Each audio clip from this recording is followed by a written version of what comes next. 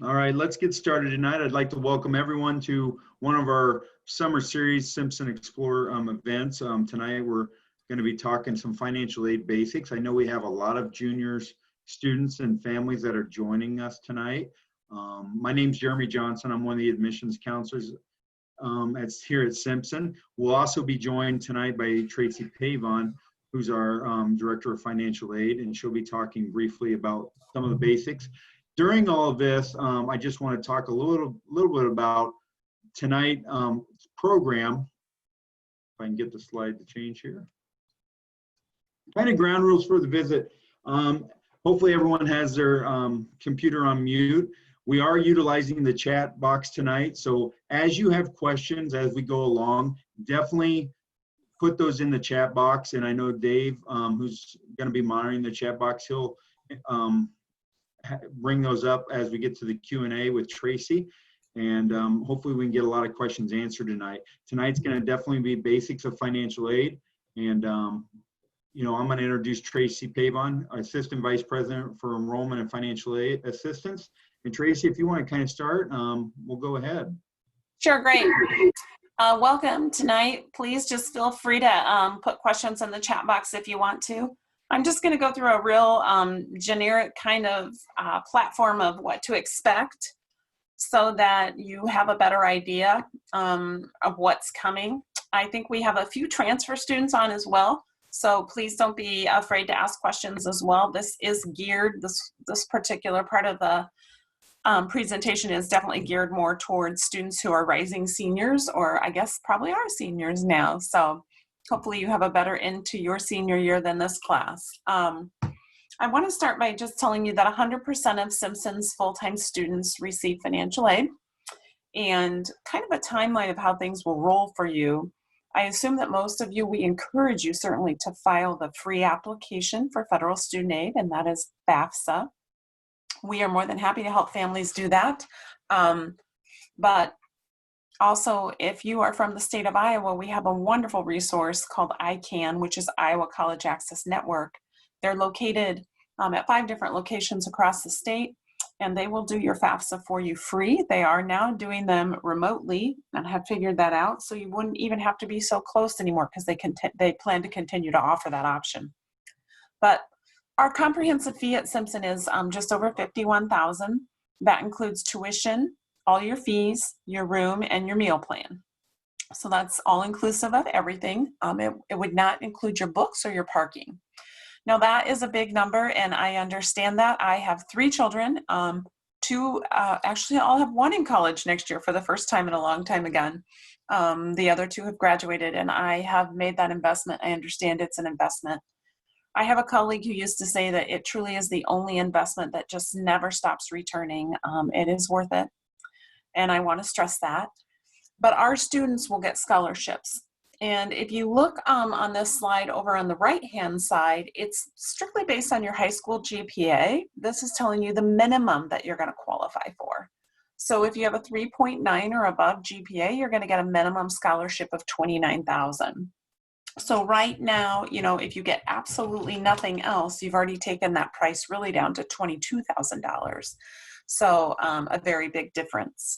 And those scholarships stack on down based on your high school GPA, okay? As far as the timeline goes, once you have applied to Simpson and been accepted, right in your admissions packet, you're gonna get this merit scholarship that is showing. We're gonna send you a letter that says, here's your merit scholarship. By the way, these are this year's amounts. They could change next year. They won't go down, but they could go up, some of them. So I just want to give you a heads up on that. In addition to that, we have competitive scholarships. We have special interest scholarships. Those would be like for music, theater, speech, debate, mock trial, those types of things that you participate in. And then we have some very special scholarships like our Culver Center, John C. Culver Center, where students participate in programming, obviously politically based, and they get an additional $2,000. We have, and I'm just going to give you a couple of examples because there's a number of them. And we have an Iowa History Center scholarship, We have a Distinguished Iowa History Center on campus. Those students do participate in different projects and do some research and some internship types of things with the Iowa History Center since we have it on campus. And they also get an extra $2,000.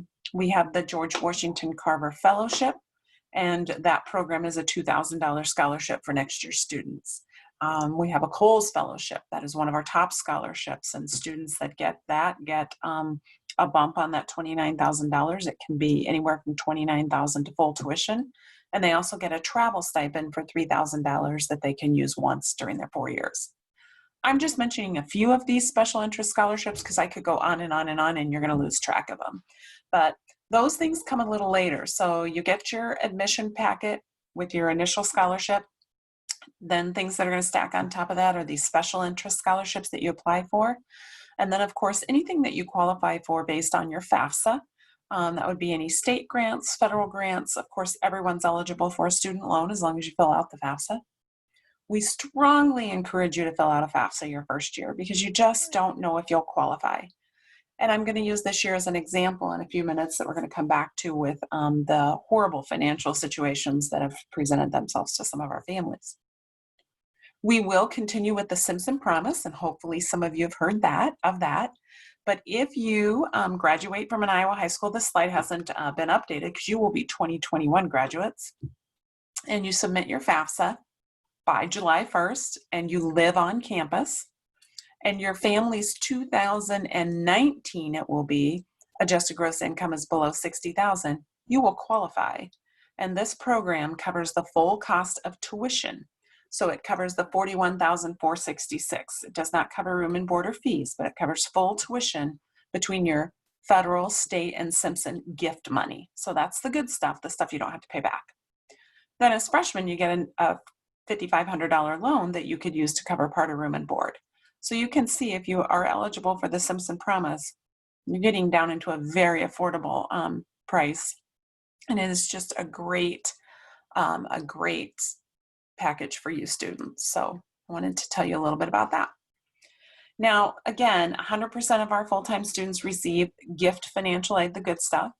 You can see on this chart what you're sort of going to be eligible for, but I do want to come back and circle to that FAFSA for a minute. Sometimes people think, well, I don't think I'll qualify, I shouldn't fill out a FAFSA. Number one, if you want to borrow a low-interest loan from the federal government, you have to fill out a FAFSA. But number two, we know that things happen.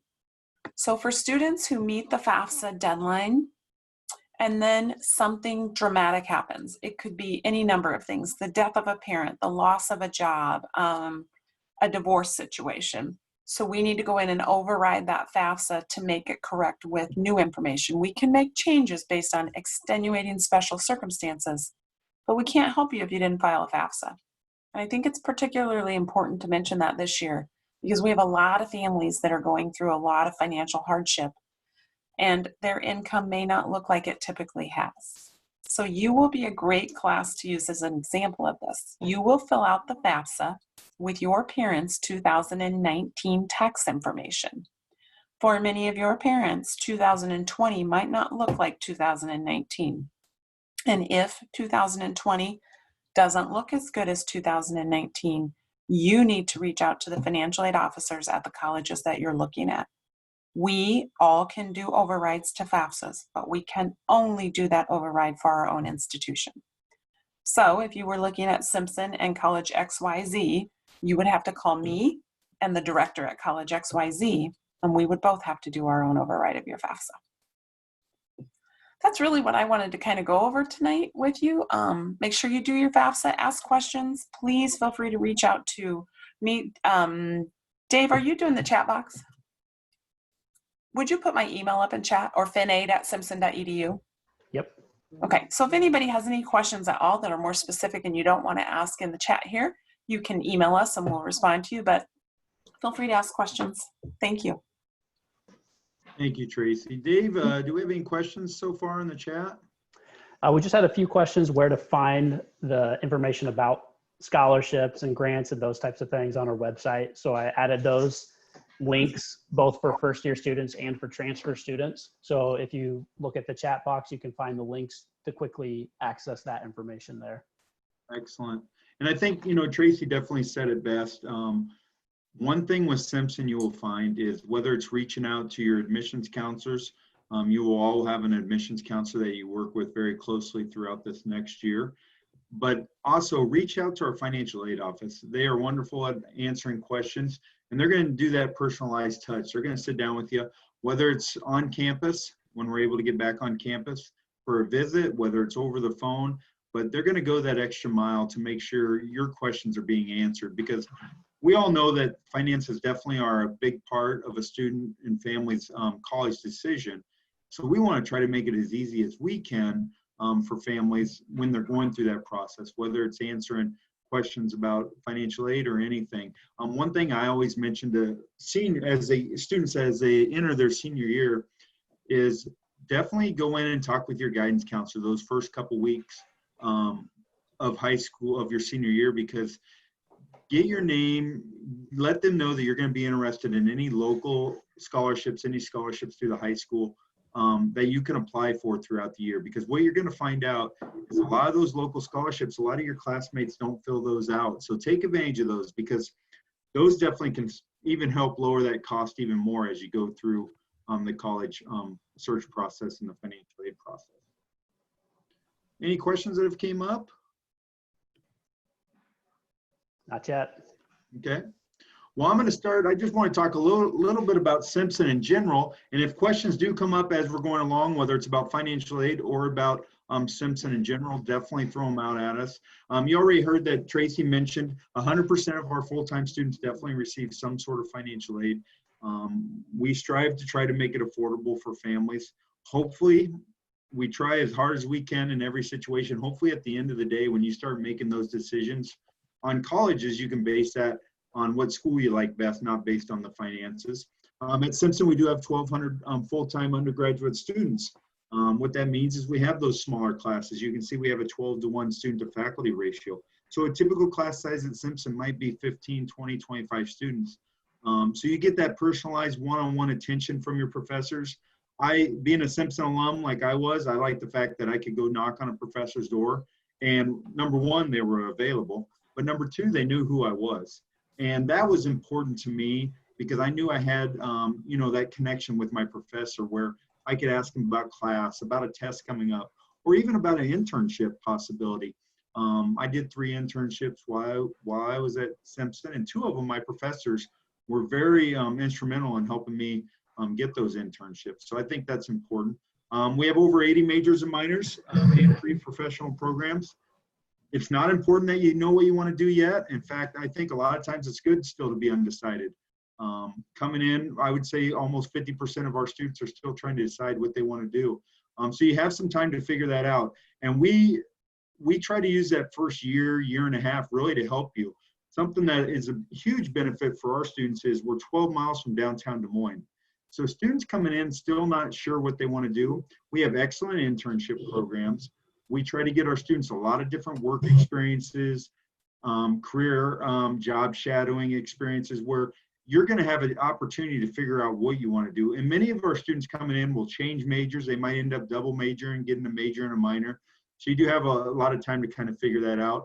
Right now, 99% of our graduates were either employed or in graduate school 6 months after graduation of our not this past year's, but last year's. We don't have this year's statistics in yet, but I think that shows definitely that Simpson is well regarded. It's very respected by employers, and employers definitely look at Simpson students when they start looking to hire individuals. And we have a great career counseling services department that will bring anywhere from 300 to 400 employers on campus every year to interview students for jobs, internships. Graduate schools will come down and do mock interviews, medical schools, so you kind of know what they're looking for. So we try to prepare our students to have that job when they graduate. That's important to us. And I think that's probably obviously important to all of you. Another thing I'd like to say is obviously with a lot of you being juniors, some of you might, we have a couple transfer students. A couple things to remember, we still have some Summer Explore virtual events that we'll be doing throughout the summer and even this fall. So definitely watch your email for all those details and dates. I know we also record all of these, so they are available. If you go to our website, under group visits, you can click on there and watch any of the past ones that we have. But I also encourage you to schedule an individual virtual visit. Right now, we're not accepting on-campus visits. Hopefully that'll change in the near future, but we are doing individual virtual visits, and that gives you an opportunity to talk with your admissions counselor one-on-one. Talk with the faculty in whatever area you may be interested in. If you're interested in athletics or music or theater, we can set meetings up for that. But that's a great way just to kind of learn a little bit more about Simpson. It obviously doesn't replace that campus tour, getting on campus. And hopefully this fall, we'll be able to have all of you come to campus and check us out a little bit more. Dave, any questions that have came up before I go on? Not yet. Okay. And the other thing I would like to mention is connect with us on social media. We give our most up-to-date information on that, whether it's our Facebook page, Twitter, Instagram, YouTube, and YouTube's where you're going to see a lot of those videos for our Simpson Summer Explore series. Hashtag #OneSimpson. But I think check out our website, check out our social media. That's really going to help you find out what you're looking for more about Simpson and up-to-date information. Hopefully we can get all of you on campus this fall for a visit. If you have questions, don't hesitate to contact us at Simpson. I believe Dave included Tracie's email address in the chat box. You can find Dave or myself under the admissions page if you have questions. We'd love to get them answered for you.